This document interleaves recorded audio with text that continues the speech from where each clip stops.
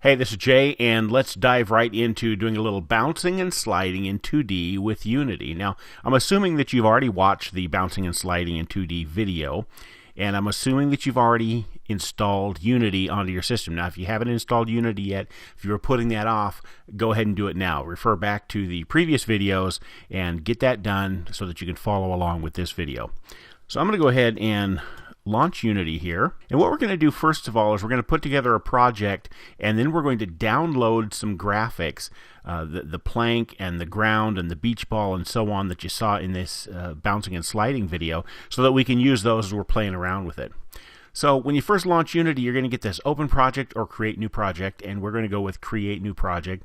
And now I'm doing this on a Macintosh, but the Mac and Windows version of Unity is almost exactly the same, so you shouldn't have a problem no matter which platform you're on. So the first thing I'm going to do is decide where I'm going to put my project.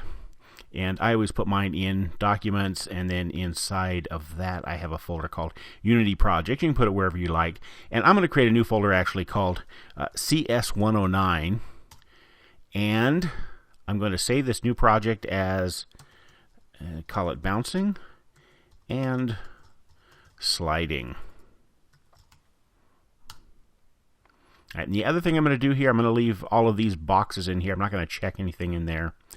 And I'm going to set up the defaults for 2D. Now, your screen may not look exactly like mine. You might not have all of these things in there. You probably won't. But basically, just leave those alone. Set up defaults for 2D, and then hit Create Project. Unity has now launched. If you've launched Unity before, your windows may be in a different location. You can move these things all over the place. All right, I'm going to just go ahead and leave it basically at this point right now. And this is just kind of the default that comes with Unity.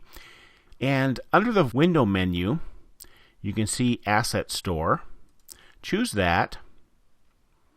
The assets for game development are graphics and sound and code chunks and things like that. We're looking for something specific, so right up here in the upper right, type in 2D pack and hit return. And the one we're looking for is this one right here with the little duck character coming out of the top hat. It's called 2D Pack, Unity Essentials, Unity Technologies, and it's free, of course, which is always really good. So I'm going to click on that title there, and you can see this is what it is. And click the download button right here. There's a license agreement. You should probably read that, of course. Get your lawyer to look it over. And I'm going to go ahead and download this. When we are done, this little window comes up here, and it says Importing Package, and all of these things are checked. And we actually don't need all of those. So here's what we're going to do, because you could just get kind of confused with all this stuff. So we're going to click None down here.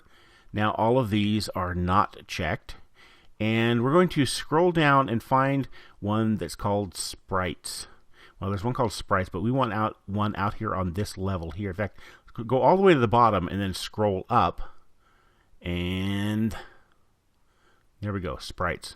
Check that one right there. That'll check all of these down beneath it. And click Import.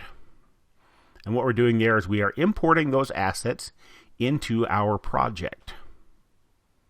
And when we are done, we can go ahead and close the Asset Store window. And you can see down here in the Project tab, Assets, and now there's this folder called Sprites, and inside that are all of these cool looking graphics that we can use. There is the plank, you can see it right over here, the plank sprite that was used in that video, and ice, and there's some ground, and some more ground, and so on. So lots of graphics here that we can use. There's, of course, the favorite of all, the beach ball. So now that you have these in here, how are we going to start using these to play around like you saw in the bouncing and sliding video? Well, we're going to go over that in the next video.